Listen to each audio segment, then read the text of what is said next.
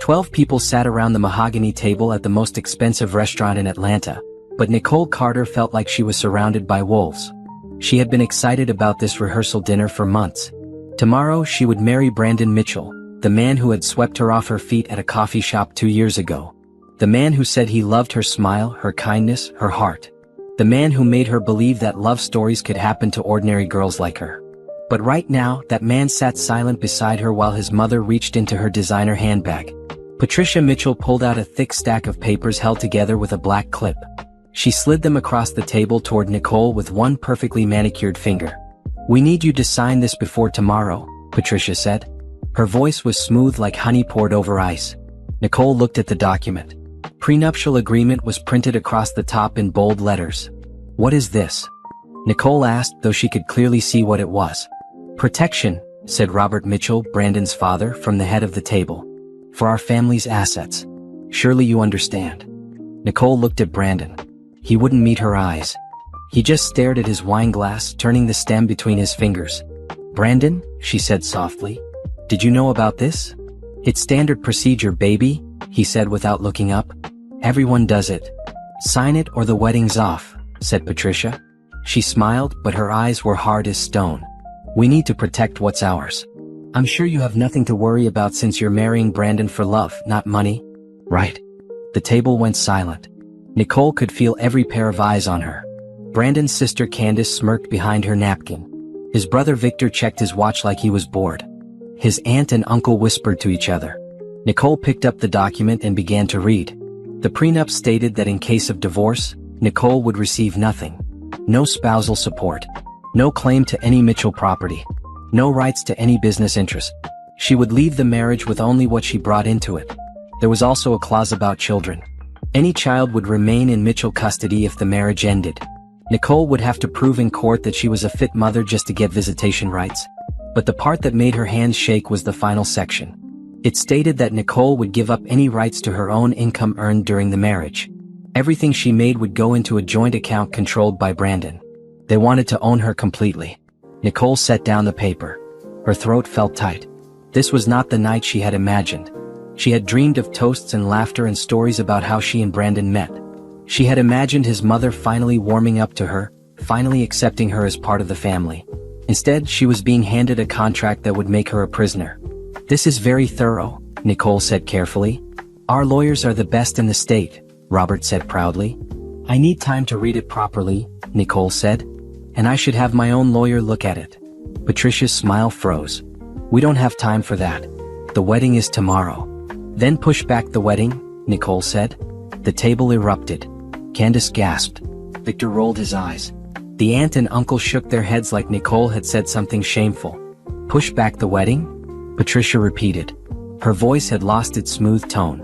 Now it sounded like gravel. "Do you know how much we've spent on this event? Do you know how many important people have cleared their schedules to attend? You want us to tell the governor's wife that we're rescheduling because the bride needs to read?" "Mother," Brandon said quietly. "No," Patricia snapped at him. "I told you this would happen.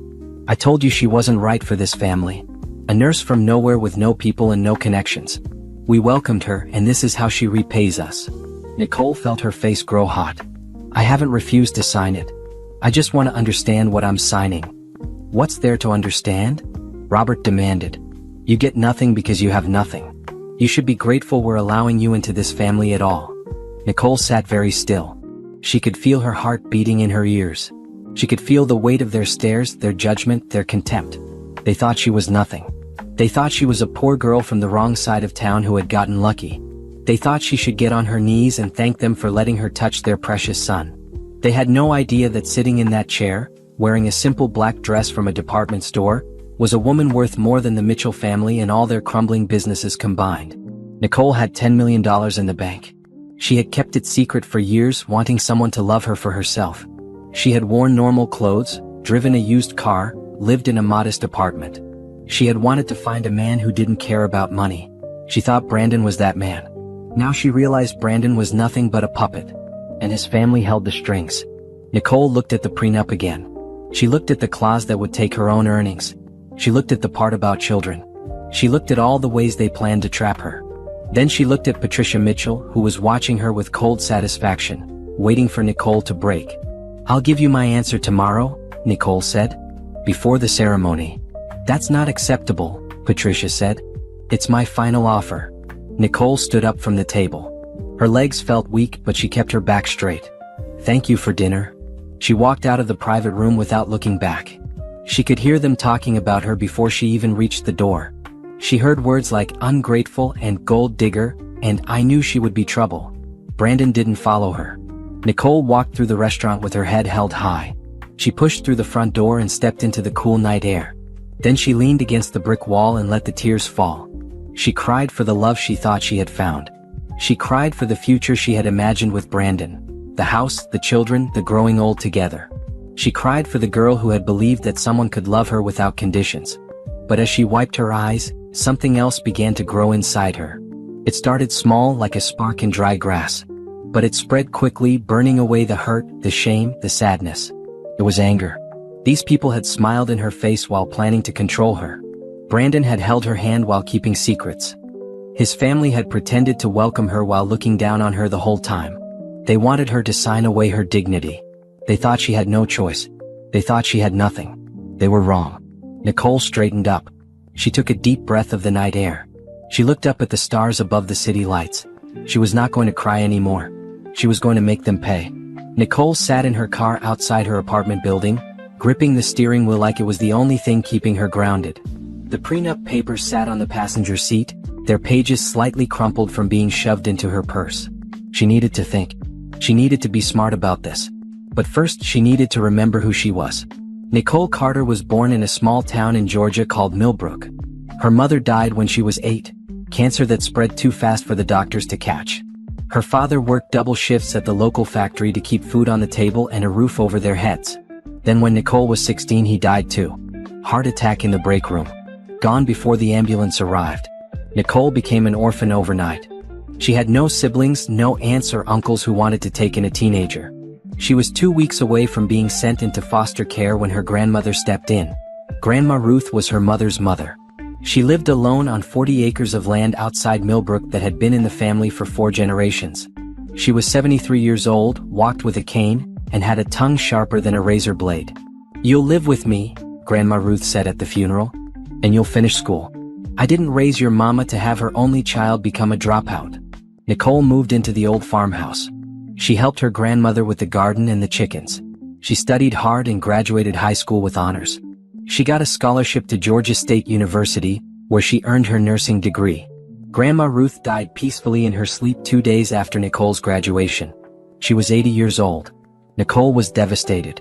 Grandma Ruth was the last family she had. The old woman had been tough on her, but she had also taught Nicole how to be strong. How to stand up straight when the world tried to push you down. How to keep your dignity when people treated you like dirt. "Don't ever let anyone make you feel small," Grandma Ruth used to say. "You come from good people. We may not have fancy things, but we have pride. Don't you ever forget that." Nicole inherited everything Grandma Ruth owned: the farmhouse, the land, the old truck that barely ran. She was 22 years old with a nursing degree and 40 acres of Georgia clay. She was about to put the land up for sale when she got a phone call that changed her life. "Miss Carter? This is Howard Green from Pinnacle Resources. We're very interested in your property." Nicole had never heard of Pinnacle Resources. She looked them up online. They were a major company that extracted minerals from the earth: lithium, cobalt, copper. "Why are you interested in my land?" she asked. "Because it's sitting on top of one of the largest lithium deposits we've found in the southeast," Mr. Green said. "We'd like to buy the mineral rights." Nicole didn't know much about lithium. She did some research. She learned it was used in batteries, for phones, laptops, electric cars. Demand was going through the roof. Prices were climbing every year. She hired a lawyer. Not just any lawyer, but a specialist in mineral rights and natural resources. She paid him with the last of her savings from her nursing job. The negotiations took 4 months. Pinnacle Resources started with an offer of $500,000. Nicole said no. They came back with $1 million. She said no. They went up to $3 million, then $5 million. Nicole held firm. "That land is my grandmother's legacy," she told her lawyer. "I'm not going to let them steal it." In the end, Pinnacle Resources paid $10 million for the mineral rights to Grandma Ruth's 40 acres. $10 million. Nicole sat in the bank when the wire transfer came through. She stared at the number on the screen. She couldn't breathe. She couldn't think. She was a millionaire. Her first instinct was to tell everyone. She wanted to scream it from the rooftops. She wanted to buy a big house and a fancy car and designer clothes. But then she remembered something Grandma Ruth had told her years ago. Money changes people, the old woman said. It makes some people greedy. It makes others jealous. And it makes it real hard to know who your true friends are. Nicole decided to keep her money a secret. She kept working as a nurse. She stayed in her modest apartment. She drove her used Honda. She shopped at regular stores and ate at regular restaurants. She invested most of her money with a financial advisor who came highly recommended. She set up accounts and trusts and funds that would make her money grow. She donated to charities that helped orphans and paid for scholarships for nursing students. But she never told anyone how much she was worth. Not even when she met Brandon Mitchell. He had walked into the coffee shop where she was reading a book. He was handsome, charming, well-dressed.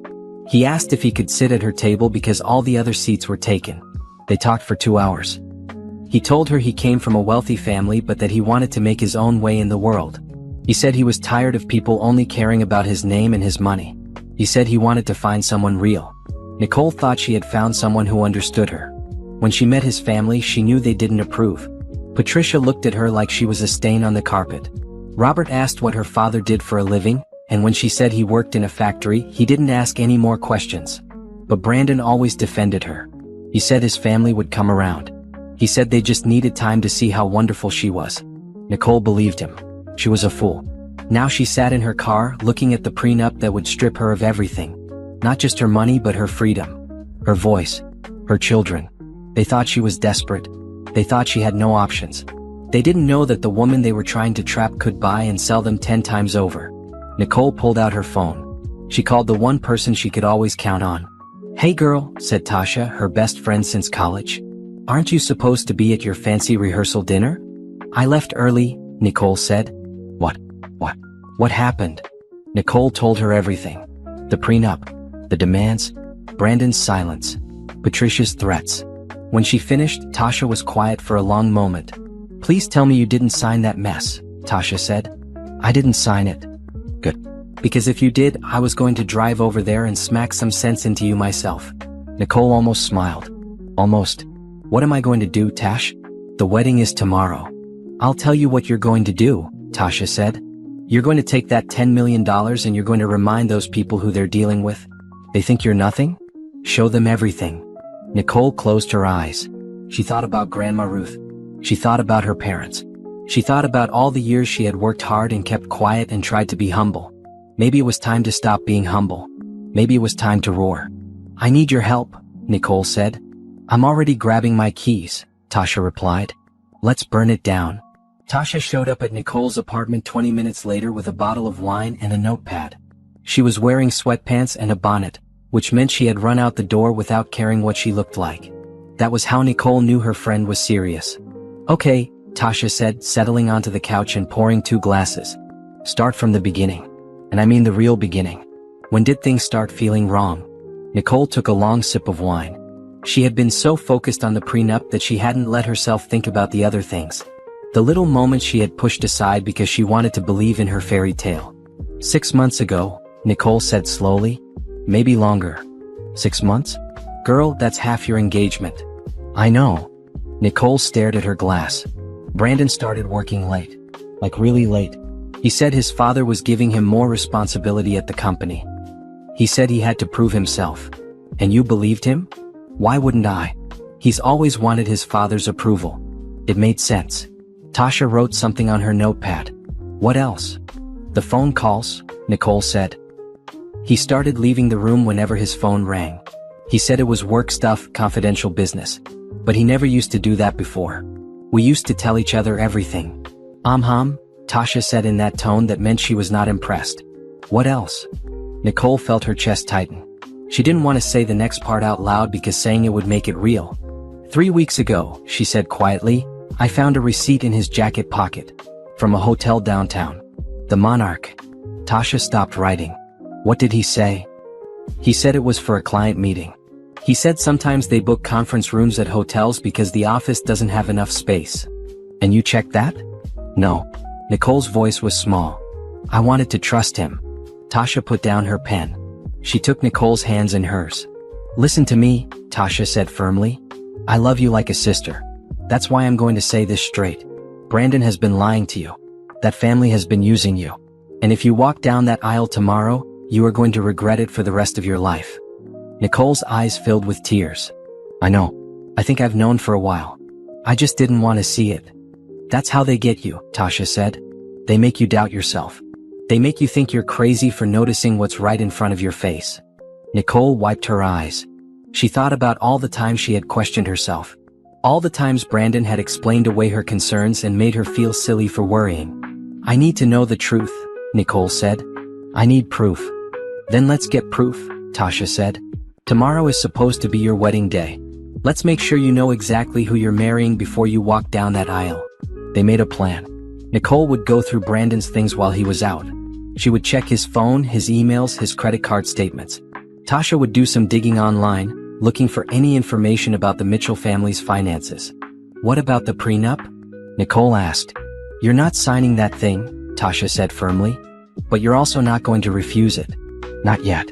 You're going to smile and play along until we know what we're dealing with." Nicole nodded. It went against everything in her heart to pretend. But she knew Tasha was right. She needed information before she made any moves. That night, Nicole barely slept. She lay in bed and stared at the ceiling, thinking about every moment of her relationship with Brandon. Every kiss, every promise, every plan they had made together. Had any of it been real?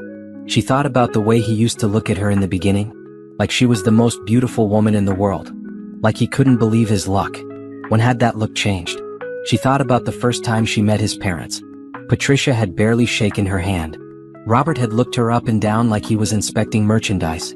"She seems very simple," Patricia had said to Brandon, not even bothering to whisper. "I suppose that has its charms." Brandon had laughed it off. He said his mother didn't mean anything by it. He said Patricia just needed time to warm up. 2 years later, Patricia was still ice cold. Nicole realized now that she had been making excuses for all of them. Brandon, his parents, his siblings. She had bent over backward trying to fit into their world, trying to prove she was good enough. But she was never going to be good enough for them. Not because she was lacking anything, but because they were the ones who were broken. They were so obsessed with money and status that they couldn't see the value in anything else. The next morning, Nicole put on her game face. She texted Brandon that she was sorry about leaving the dinner early. She said she just needed some air. She said she was ready to talk about the prenup. Brandon called her immediately. "Baby, I'm so glad you're being reasonable," he said. His voice was sweet as honey. "I know my family can be a lot, but they just want what's best for us." "I understand," Nicole said, keeping her voice calm. "Can we meet for lunch? Just the two of us?" "Of course. I'll pick you up at noon." Nicole hung up and looked at herself in the mirror. She saw a woman who had spent 2 years trying to be loved. A woman who had hidden her true self because she wanted to be accepted for who she was inside. Well, that woman was gone. From now on, Nicole was going to be smart. She was going to be strategic. She was going to find out every dirty secret the Mitchell family was hiding. And then she was going to make them pay. At noon, Brandon arrived in his BMW. He was wearing an expensive suit and his perfect smile. He kissed Nicole on the cheek and opened the car door for her like a gentleman. "You look beautiful," he said. "Thank you," she replied. They drove to a restaurant that Brandon loved, an upscale place with white tablecloths and waiters in bow ties. He ordered for both of them without asking what she wanted. He always did that. Nicole used to think it was romantic. Now she saw it for what it was. Control. "So," Brandon said, reaching across the table to take her hand. "About the prenup." "I read it last night," Nicole said. "All of it." "And?" "It's very thorough." Brandon smiled. "My mother's lawyers are the best. They don't miss anything." "I noticed." Nicole paused. "There's a clause about my earnings going into a joint account." "For tax purposes," Brandon said smoothly. "It's better for both of us." "And the clause about children?" Brandon's smile flickered just slightly. "That's standard in families like ours. The Mitchell name has to be protected." "Protected from whom?" Nicole asked. "From anyone who might try to take what isn't theirs."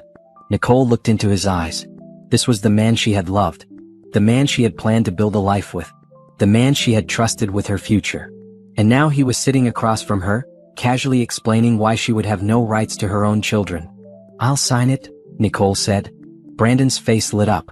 Really? On one condition. I want my own lawyer to review it first, just to explain the legal terms to me. I don't understand all the language. Brandon hesitated. The wedding is tomorrow, Nicole. I know. I'll have an answer by tonight. I just need a few hours. He studied her face, looking for something. Suspicion, maybe. Resistance. But Nicole kept her expression neutral. She had learned from the best, after all. She had watched Patricia Mitchell smile while delivering poison for 2 years. Fine, Brandon said finally. Tonight. But don't keep my mother waiting too long. You know how she gets. I know exactly how she gets, Nicole said. After lunch, Brandon dropped her off at her apartment. He kissed her goodbye and told her he loved her. Nicole smiled and said it back. Then she went inside and called Tasha. I need you to find me a private investigator, she said. The best one in Atlanta. Already done, Tasha replied. His name is Franklin Moss. He's meeting us in an hour. Nicole felt something shift inside her. The sadness was still there, underneath everything. But on top of it now was something stronger. Determination. She was going to find out the truth about Brandon Mitchell. And then she was going to destroy him. Franklin Moss was not what Nicole expected. She had imagined a private investigator would look like something out of a movie, trench coat, fedora, maybe a cigarette hanging from his lip. Instead, Franklin was a neat, quiet man in his 50s with gray hair and wire-rimmed glasses. He looked more like an accountant than a detective. But Tasha said he was the best in the business, and that was all that mattered. They met at a coffee shop on the north side of town where nobody would recognize Nicole. She told Franklin everything. The prenup, the late nights, the hotel receipt, the phone calls Brandon took in private. Franklin listened without interrupting. When she finished, he nodded slowly. How long do I have? He asked. The wedding is tomorrow at 6 in the evening, Nicole said. Franklin raised his eyebrows. That's not much time. I know. But I need to know the truth before I walk down that aisle. Whatever it is. Franklin studied her for a moment. Are you sure? Sometimes the truth is harder than not knowing. Nicole thought about Grandma Ruth. She thought about all the times the old woman had told her to face things head-on, even when it hurt. I'm sure, Nicole said. All right. Franklin stood up. I'll have something for you by tonight. He left, and Nicole and Tasha sat in silence for a while. The weight of what she was doing pressed down on Nicole's chest. This was real now. There was no going back. You're doing the right thing, Tasha said quietly. Am I? Nicole stared at her coffee cup. What if I'm wrong? What if there's nothing to find? Then you'll know for sure. And you'll marry him with a clear conscience. Tasha paused.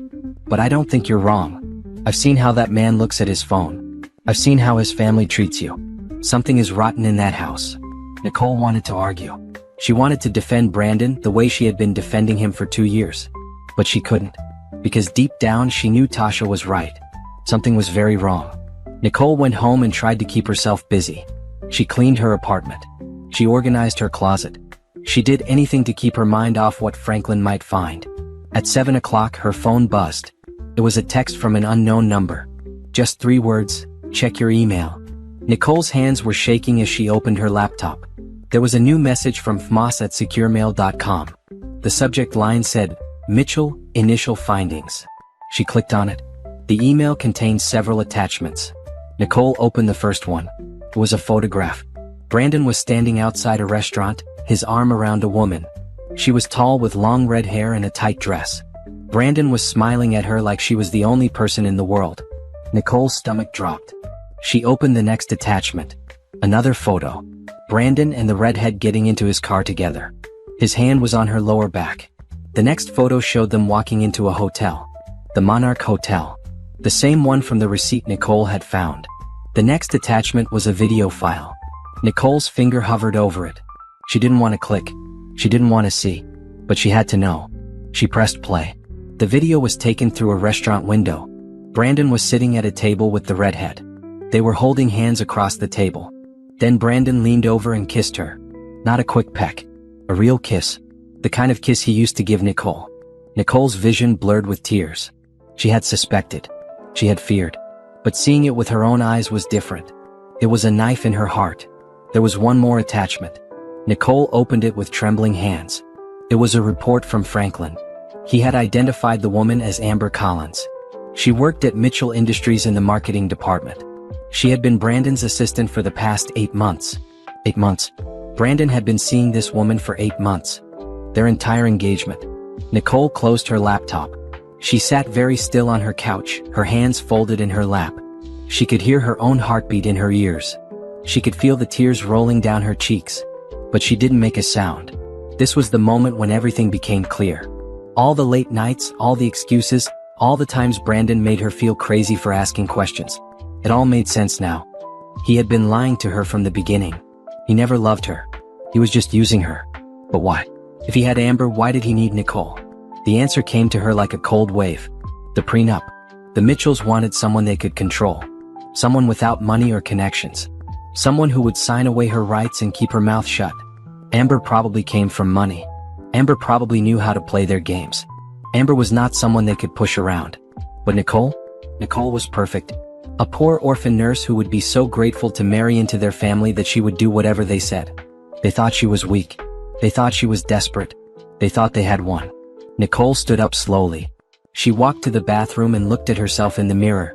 Her eyes were red from crying. Her makeup was smeared.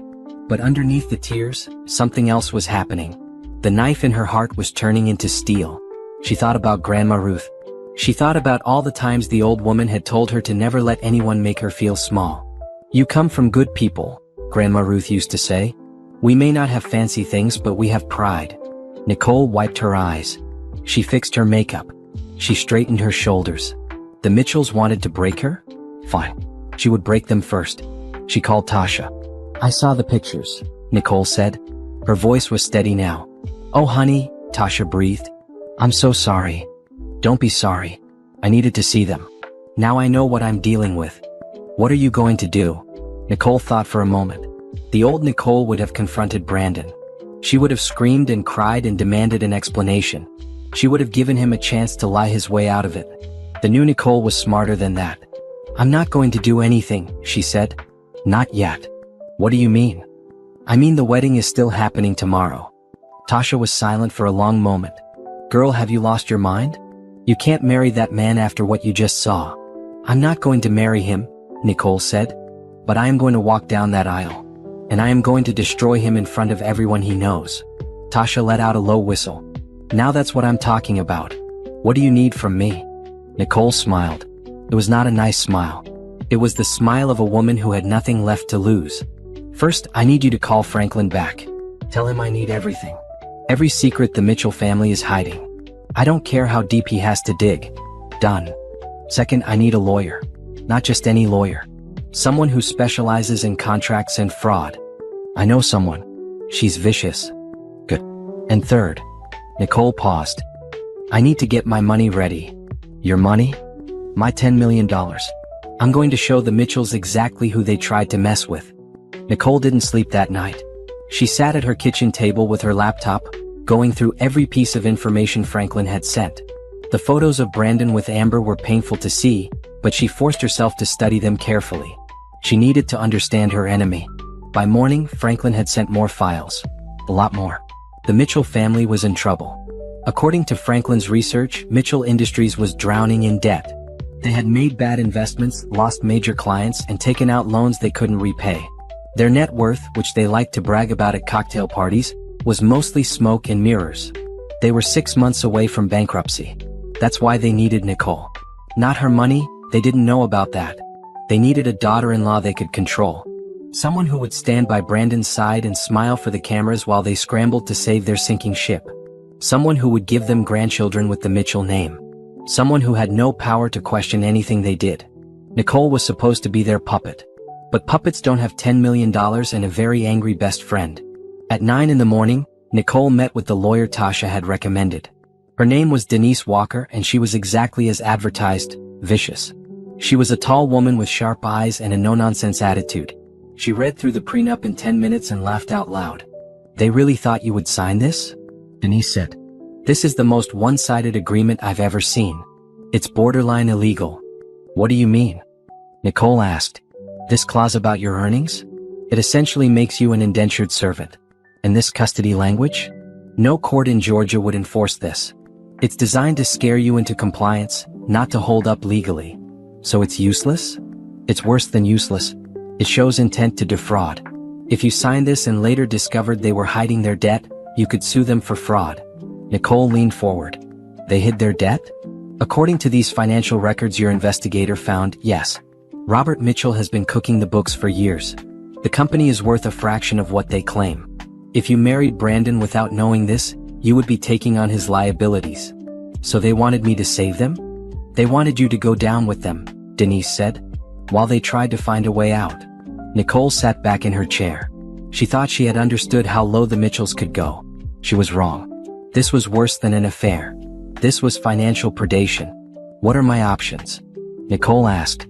Denise smiled. It was not a warm smile. You have several. You could walk away and never see them again. You could sue them for fraud.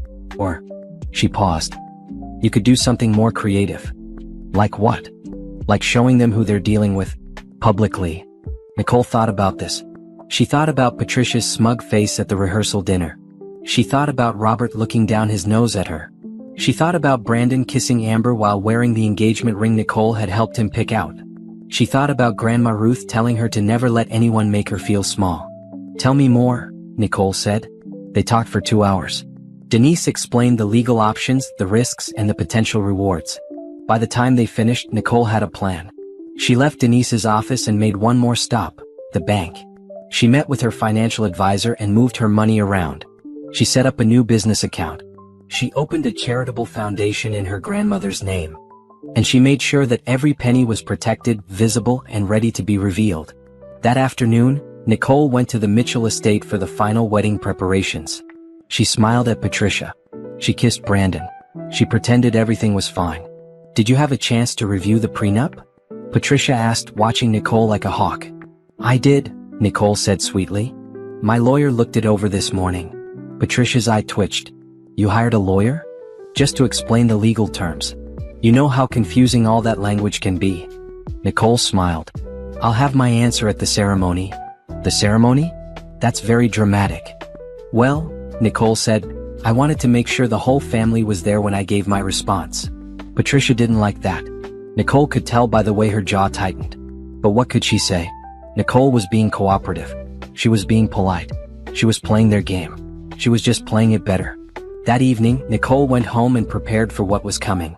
She laid out her wedding dress, a gorgeous white gown she had spent months choosing. She looked at it hanging in her closet and felt a strange mix of emotions. She had imagined wearing this dress while becoming Brandon's wife.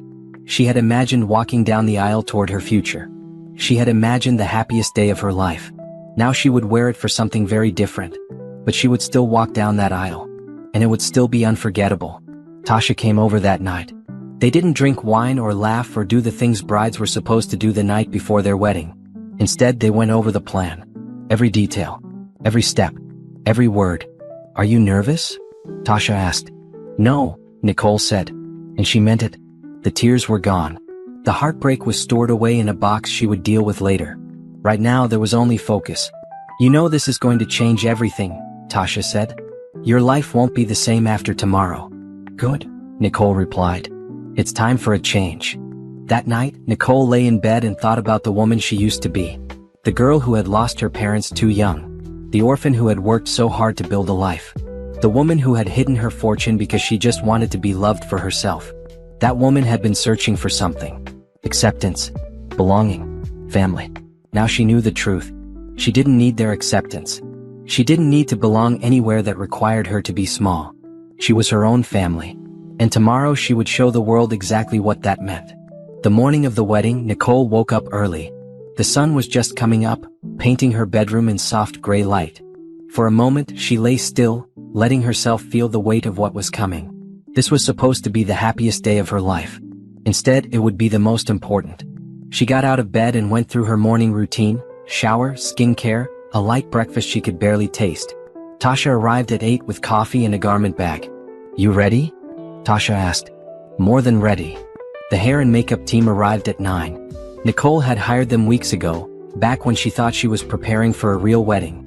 Now they were preparing her for something else entirely. But they didn't need to know that. Nicole sat in the chair and let them work. Her hair was styled in an elegant updo with soft curls framing her face. Her makeup was flawless, glowing skin, dramatic eyes, nude lips. She looked like a bride in a magazine. She looked like a woman about to get married. But her eyes told a different story. They were calm, focused, ready. At noon, Nicole put on her wedding dress. It was a beautiful gown, fitted bodice, flowing skirt, delicate lace that caught the light. She had loved this dress from the moment she saw it. She had imagined Brandon's face when he saw her walking toward him. Now she imagined the faces of the entire Mitchell family when they realized what they had done. Tasha helped her with the zipper and adjusted the train. Then she stepped back and looked at Nicole with tears in her eyes. "You're the most beautiful bride I've ever seen," Tasha said. "And the bravest woman I know." "Don't make me cry," Nicole said. "I'm not going to waste my makeup on tears." They laughed. Felt good to laugh. It felt like releasing some of the tension that had been building for days. Nicole's phone buzzed. It was a text from Brandon. "Can't wait to see you at the altar. I love you, baby." Nicole looked at the message for a long moment. 2 weeks ago, this text would have made her heart flutter. Now it just made her stomach turn. She typed back, "See you soon." Then she put down the phone and picked up a folder that was sitting on her dresser. It contained everything: the photos of Brandon and Amber, the financial records showing the Mitchell family's debt, the predatory prenup designed to trap her. She also had something else. A document showing her net worth. $10 million clearly outlined in black and white. This was her weapon. At 3 o'clock, the limousine arrived to take Nicole to the venue. The Mitchell family had chosen a grand estate outside Atlanta for the wedding. It had manicured gardens, a stone chapel, and a ballroom that could hold 500 people. 500 people who were about to witness something they would never forget. Nicole climbed into the limo with Tasha by her side. They didn't speak during the drive. There was nothing left to say. The plan was in place. All that remained was to execute it. When they arrived at the estate, Nicole could see the guests already gathering. Expensive cars lined the driveway. Women in designer dresses and men in tailored suits walked toward the chapel, laughing and greeting each other. The who's who of Atlanta society. Politicians, business leaders, old money families. Patricia had invited everyone who mattered. She wanted to show off her son's wedding. She wanted to cement the Mitchell family's status as one of the elite. She had no idea what was coming. Nicole waited in the bridal suite while the guests took their seats. Tasha kept checking her phone for updates. The ceremony was scheduled to begin at 6 o'clock. At 5:30 there was a knock on the door. Tasha opened it to find Robert Mitchell standing there in his tuxedo. He looked uncomfortable, which Nicole enjoyed. "Nicole," he said stiffly, "the family wants to confirm that you've made your decision about the prenup." Nicole stood up and faced him. In her heels, she was almost as tall as he was. She looked him directly in the eyes. "I have," she said. "I'll announce it at the ceremony." Robert frowned. "That's not appropriate. These matters should be handled privately." "It will be private," Nicole said. "Just your family and 500 of your closest friends." Robert's face turned red. He started to say something, but Nicole held up her hand. "The ceremony starts in 30 minutes, Robert. I suggest you take your seat." He stared at her for a moment, clearly not used to being dismissed. Then he turned and walked away without another word. Tasha closed the door and burst out laughing. "Did you see his face? I thought he was going to have a stroke." "He might still," Nicole said. "The night is young." At 5 minutes to 6, Tasha helped Nicole gather her train and handed her the bouquet. White roses and lilies. Perfect for a bride. "Last chance to back out," Tasha said. "Not a chance," Nicole replied. Tasha nodded. She squeezed Nicole's hand once, then left to take her seat in the chapel. Nicole stood alone in the bridal suite. She looked at herself in the mirror one last time. She saw a beautiful woman in a beautiful dress. She saw a bride. But she also saw something else. She saw strength. She saw power. She saw a woman who would never be controlled again. The wedding coordinator appeared at the door. "It's time." Nicole picked up her bouquet and walked out of the room. She made her way to the entrance of the chapel, where the doors stood closed. Behind them, she could hear the murmur of 500 voices. The music started, the traditional wedding march. The doors began to open. Nicole took a breath, and then she started walking. The chapel was stunning. Candles everywhere. Flowers covering every surface. A red carpet leading to the altar where Brandon stood waiting, looking handsome in his black tuxedo. He smiled when he saw her. That perfect smile she used to love. Nicole smiled back. But her smile wasn't for him. It was for what was about to happen. She walked slowly down the aisle just like she had practiced. She nodded at the guests she recognized. She saw Patricia in the front row, wearing a smug expression that said she had won. She hadn't won anything. Nicole reached the altar and took Brandon's hands. He looked happy. He looked relieved. He thought she was about to become his wife. He had no idea she was about to become his worst nightmare. The officiant began to speak. "Dearly beloved, we are gathered here today." Nicole listened to the words, but she wasn't really hearing them. She was waiting for the moment. It came soon enough. "If anyone here has any reason why these two should not be wed," the officiant said, "speak now or forever hold your peace." Nicole let the silence stretch for one heartbeat. 2, 3. Then she opened her mouth. "I do," she said. The chapel went completely silent. Brandon's face froze. Patricia half rose from her seat. Nicole turned to face the crowd. "I have a reason," she said. "Several, actually." And then she told them everything. The silence in the chapel was so complete that Nicole could hear the candles flickering. 500 faces stared at her. Some confused, some shocked, some already pulling out their phones. Good. She wanted them to record this. "My name is Nicole Carter," she said, her voice carrying clearly through the space. 6 hours ago, I was supposed to become Nicole Mitchell. But I've learned some things in the past few days that have changed my plans." Brandon grabbed her arm. "Nicole, what are you doing? This isn't funny." She pulled away from him calmly. "I'm not trying to be funny, Brandon. I'm trying to be honest. Something you've never been with me." Patricia stood up. "This is ridiculous. Nicole, if you have concerns, we can discuss them privately." "No," Nicole said firmly. "We can't. Because privately, you would find a way to silence me. Privately, you would make this disappear. That's what you do." She looked at the crowd. "That's what this family does." She reached into the hidden pocket of her dress. She had specifically asked the seamstress to add it, and pulled out the folder. The folder with everything. 3 days ago, Nicole said, the Mitchell family presented me with a prenuptial agreement. They demanded I sign it or they would cancel the wedding. She held up the document. Would anyone like to know what it said? Murmurs rippled through the crowd. Some people leaned forward. Others looked uncomfortable. Nicole opened the folder and began to read. "In the event of divorce, Nicole Carter shall receive no spousal support, no claim to any Mitchell property or assets, and no rights to any business interests." She looked up. But that's not the interesting part. She turned the page. "The agreement also states that any income one earned during the marriage would go into a joint account controlled by my husband." She let that sink in. Controlled. Not shared. Not equally managed. Controlled. By him. More murmurs. Some of the women in the audience exchanged glances. "And then there's the clause about children." Nicole's voice was steady but harder now. "Any children of the marriage would remain in Mitchell custody if we divorced.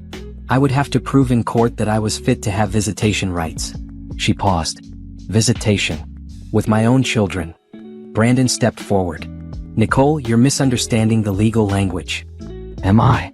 She turned to face him. "Then let me share something else I found. Something your family tried very hard to keep hidden." She pulled out another document. This one was thicker. "Mitchell Industries," she said, holding it up for everyone to see. "The cornerstone of the Mitchell empire. The source of their wealth and status." She looked at Robert, who had gone pale. "Except it's not wealthy, is it, Robert? It's 6 months away from bankruptcy." Gasps throughout the chapel. People started whispering. Robert stood up, his face purple with rage. "That is confidential business information. How did you?" "I hired a private investigator," Nicole said calmly. "He's very good. He found your cooked books, your hidden debts, your failed investments. He found all of it." She turned to the crowd again. "This family was going to marry me without disclosing their financial situation. They were going to tie me to their sinking ship without my knowledge or consent. That's called fraud, in case anyone was wondering." Patricia was on her feet now, pushing toward the altar. "You ungrateful little—" "I'm not finished," Nicole said, cutting her off. "There's one more thing." She pulled out the photographs. The photographs of Brandon and Amber. "For the past 8 months, Nicole said, my fiancé has been having an affair with his assistant Amber Collins." She held up the first photo. Brandon at the restaurant with Amber, his arm around her. She held up the second photo. Brandon and Amber at the hotel. "The Monarch Hotel," Nicole said. "I found the receipt in his pocket. He told me it was for a client meeting." Brandon's face had gone white. "Nicole, those photos are fake. Someone is trying to sabotage us." "There's also video," Nicole said. She pulled out her phone and hit play. The video of Brandon kissing Amber filled the screen. The sound echoed through the silent chapel. A few people actually laughed, the uncomfortable laughter of people who couldn't believe what they were seeing. Nicole stopped the video and looked at Brandon. He looked like he might faint. "You asked me to sign a prenup that would take everything from me," she said quietly. "But you couldn't even stay faithful for the 8 months we were engaged." Brandon opened his mouth but nothing came out. Nicole turned back to the crowd one final time. "I'm sure you're all wondering why I'm here. Why I got dressed up and walked down this aisle if I knew all of this." She paused. "It's because I wanted you all to see the truth. I wanted 500 witnesses to know exactly who the Mitchell family is." She looked at Patricia, who was frozen in place, her perfect makeup unable to hide her shock. "You thought I was a nobody," Nicole said. "A poor orphan nurse you could push around. You thought I would sign whatever you put in front of me because I was desperate to belong to your family." She reached into her folder one more time and pulled out the final document. "I'm not a nobody," she said. "And I'm not poor." She held up the paper.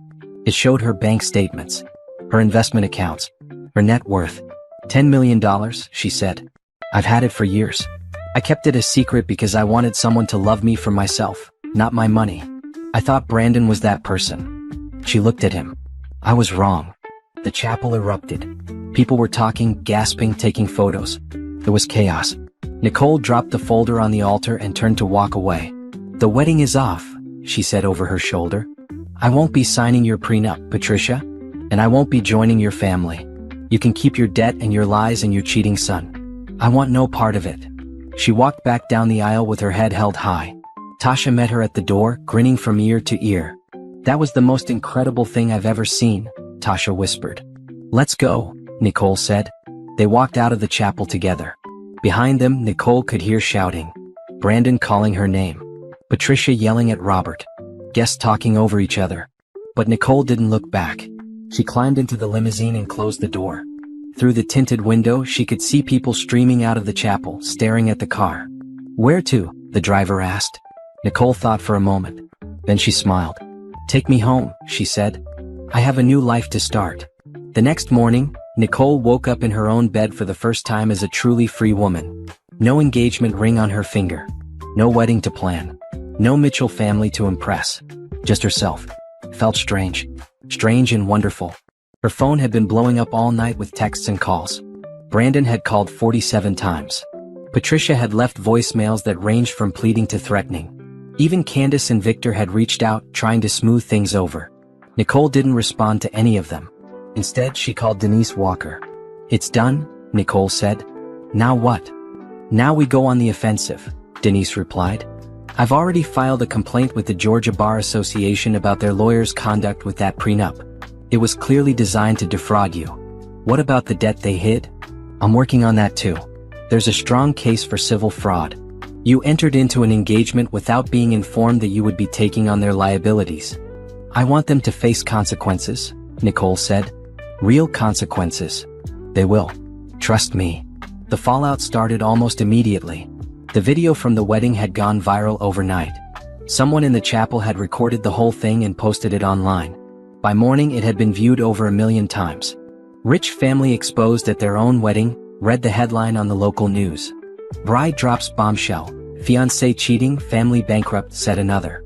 "Mystery woman has $10 million, walks out on millionaire," was the clickbait that spread fastest. Nicole watched the coverage with a strange detachment. This was her life being dissected by strangers. But it didn't feel like her life anymore. It felt like a story about someone else. The Mitchells tried to spin the narrative. Patricia gave a tearful interview where she claimed Nicole had seduced her son for his money. Robert said the company's financial troubles were exaggerated. Brandon posted on social media that the photos were fake. But nobody believed them. The evidence was too strong. The video was too clear. And besides, everyone loves a story about rich people getting their comeuppance. Within a week, Mitchell Industries lost 3 major clients. Investors pulled out of pending deals. The banks that had been patient with their loans started calling them in. Within a month, the company declared bankruptcy. Robert Mitchell was investigated for financial fraud. It turned out the cooked books went deeper than anyone realized. He had been lying to investors and partners for years. He was arrested and charged with multiple counts of securities fraud. Patricia filed for divorce immediately. She claimed she knew nothing about Robert's crimes and was as much a victim as anyone. Nobody believed that either, but she managed to avoid criminal charges. Brandon tried to distance himself from the scandal. He quit his job at the company, not that there was a company left, and tried to rebrand himself as an independent businessman. But his reputation was destroyed. Nobody wanted to work with the cheating son of a fraudster. Nicole heard that Amber dumped him 2 weeks after the wedding disaster. Apparently, she wasn't interested in a man without money or prospects. How fitting. As for the prenup lawyers, they were suspended pending investigation. It turned out the Mitchell family was not their only client they had helped create predatory agreements for. Other women came forward with similar stories. Nicole was glad. She had always known that if she was being treated this way, others must be too. Maybe her very public explosion would help them find justice too. Through it all, Nicole stayed quiet. She didn't give interviews. She didn't post on social media. She let her actions speak for themselves. Tasha told her she was becoming a folk hero. "There are Facebook groups dedicated to you," Tasha said, laughing. "Women are calling you the prenup slayer." "That's ridiculous," Nicole said. "It's amazing. You're like a real-life superhero." Nicole didn't feel like a superhero. She felt tired and sad and relieved all at the same time. She had done what needed to be done, but she didn't enjoy it. She didn't take pleasure in watching the Mitchell family crumble. She just wanted to move on. And finally she could. 2 months after the wedding that wasn't, Nicole stood in the offices of her new company. It was a small space in Midtown Atlanta, just a few rooms with desks and computers and a conference table. But it was hers. She had decided to start a healthcare consulting firm. She would use her nursing experience and her business resources to help hospitals improve their patient care. It was something she had dreamed about for years but never had the courage to pursue. Now she had all the courage in the world. "Welcome to Carter Healthcare Solutions," Tasha said, standing beside her. "It's really happening." "It's really happening," Nicole agreed. She looked around at the empty office. Soon it would be filled with employees and clients and all the busy work of building something from scratch. It wouldn't be easy. Nothing worth doing ever was. But she was ready. She was finally ready to live the life she deserved. 6 months after the wedding disaster, Nicole barely recognized her own life. Carter Healthcare Solutions had taken off faster than she ever expected. It started with one contract, a small hospital in Macon that needed help with their patient intake procedures. Nicole flew down there herself, spent 2 weeks studying their systems, and came back with a plan that saved them hundreds of thousands of dollars while improving patient satisfaction. Word spread. Soon she had 3 clients, then 10, then 20. Hospitals, clinics, nursing homes, they all wanted what she was offering. Real solutions from someone who understood healthcare from the inside. Nicole hired her first employee within 2 months, then 5 more, then a dozen. She moved from the small office to a bigger one with a view of the skyline. She was featured in a business magazine as one of Atlanta's rising entrepreneurs. Tasha was her director of operations. It had taken some convincing. Tasha had a good job at a marketing firm, but Nicole needed someone she could trust completely. And there was no one she trusted more. "You know what the best part is?" Tasha said one evening as they were closing up the office. "You built this yourself. No Mitchell money. No family connections. Just you and your brain and your $10 million in seed capital." Nicole smiled. The $10 million definitely helped. But it's not just the money. You could have just invested in real estate and lived off the interest forever. Instead, you created jobs. You're helping people. You're making a difference. That was the part that mattered most to Nicole. The money had never been about buying things or showing off. It was about security, freedom, the ability to build something meaningful. And she was building it. But as much as Nicole loved her work, she knew something was still missing. She hadn't dated since Brandon. She hadn't even thought about it. Every time someone showed interest, a colleague, a client, a man at the coffee shop, she shut it down. She wasn't ready. She didn't know if she would ever be ready. The betrayal still lived inside her. The memory of those photos. The humiliation. The loss. She had won, yes. But winning didn't undo the hurt. Then she met Damian Brooks. It happened at a charity event for a children's hospital. Nicole was there as a donor. She had set up a foundation in Grandma Ruth's name to fund pediatric care. She was standing by the silent auction tables when a voice spoke beside her. "The vintage saxophone," the voice said. "That's what I'm bidding on." Nicole turned and saw a tall man in a well-fitted suit. He had warm brown skin, a neat beard, and eyes that crinkled when he smiled. "You play saxophone?" she asked. I try to, he said. I'm better at architecture, but music is my first love. Architecture?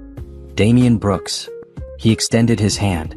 I design buildings for people who have too much money and too little taste. Nicole laughed. It was unexpected. She hadn't laughed at a stranger's joke in months. Nicole Carter, she said, shaking his hand. I'm in healthcare consulting. I know who you are, Damian said. You're the woman who exposed the Mitchell family at her own wedding. Nicole's smile faded. I suppose everyone knows about that. Most people think you're a hero, Damian said. I think you're brave. Brave? It takes courage to stand up for yourself when everyone wants you to sit down and be quiet. Especially people with money and power. Nicole studied his face, looking for mockery or flattery.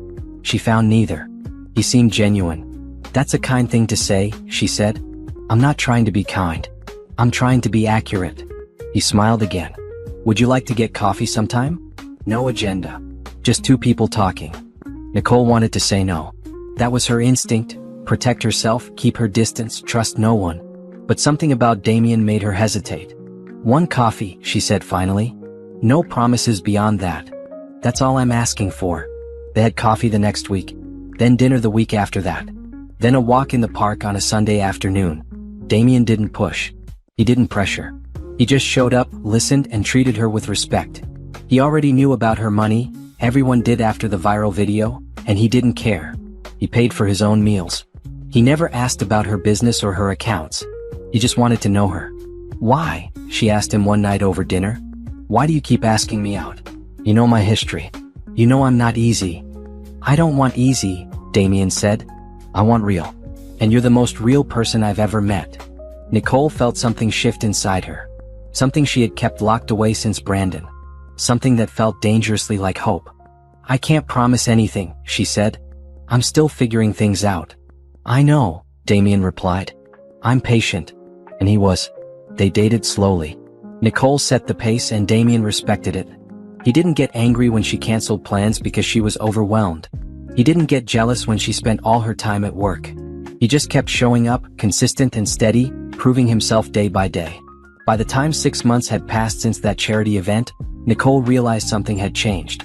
She was happy. Not the fake happiness she had tried to convince herself she felt with Brandon. Not the desperate happiness of someone trying to fit into a place she didn't belong. Real happiness. The kind that comes from building your own life, on your own terms, surrounded by people who see you for who you truly are. Nicole stood at the window of her new apartment, a beautiful place she had bought with her own money, and looked out at the city lights. She had lost a lot, but she had gained so much more. 1 year after the wedding that changed everything, Nicole threw a party. It wasn't a big party. Just 20 people or so, her employees, a few clients who had become friends, Tasha and her husband, and Damian. They gathered in Nicole's apartment to celebrate the first anniversary of Carter Healthcare Solutions. 1 year, Tasha said, raising her glass. 100 employees. 25 million in revenue. Not bad for a woman who used to take blood pressure readings. Everyone laughed. Nicole smiled and shook her head. It wasn't just me, she said. It took all of us. Every person in this room helped build something special. But she knew what Tasha meant. 1 year ago, Nicole had been a woman with a broken heart and a determination to make something of herself. Now she was a CEO. A philanthropist. A woman who had turned pain into power. Damian came up beside her and slipped his arm around her waist. You okay? He asked quietly. I'm great, she said. And she meant it. After the guests left, Damian helped her clean up. They worked in comfortable silence, the way couples do when they've been together long enough to not need words. I have something for you, Damian said when the last dish was washed. Damian, you didn't have to. I wanted to. He pulled a small box from his pocket. Nicole's heart stopped. It was too soon for that. They had only been together a year. She wasn't ready for. She opened the box. It was a key. It's to my apartment, Damian said. I'm not asking you to move in. I'm just saying, you have a place. Whenever you want it. Nicole looked at the key. Such a small thing. But it meant so much. I'm not good at this, she said. At trusting. At letting people in. I know, Damian said. That's why I'm giving you a key instead of asking for one. You take the lead. I follow. Nicole felt tears in her eyes. She had cried so many times over the past year. Tears of anger, grief, frustration. But these were different. These were tears of gratitude. She kissed him. A real kiss without holding back. For the first time in a long time, she let herself feel everything. "Thank you," she whispered. "Thank you," he replied, "for giving me a chance." The next morning, Nicole got an unexpected call. "Miss Carter? This is Franklin Moss, the private investigator." She hadn't spoken to him in months. "Mr. Moss, what can I do for you? I thought you'd want to know." Brandon Mitchell was spotted working as a host at a restaurant downtown, the Marlin Grill. Nicole was quiet for a moment. Brandon, the man who was supposed to give her the world, now seating people at a restaurant. "Why are you telling me this?" she asked. "I thought you might want to see it for yourself." Closure, maybe. Nicole thought about it. She could drive down there. She could walk in and watch Brandon hand out menus. She could let him see what she had become while he had fallen so far. But what would be the point? "No," she said. "I don't need to see it." "Are you sure?" "I'm sure. Some doors should stay closed." She hung up and looked out the window. Somewhere across the city, Brandon was living his new life. Smaller, humbler, perhaps wiser, though she doubted it. Did she feel satisfaction? Maybe a little. But mostly she felt nothing. He was her past. A chapter she had closed. A lesson she had learned. She wasn't the woman who had cried in her car outside her apartment anymore. She wasn't the bride who walked down the aisle with a folder full of secrets. She wasn't the orphan trying to find a family that would accept her. She was Nicole Carter. Theo. Philanthropist. Survivor. And she didn't need to see Brandon Mitchell to know she had won.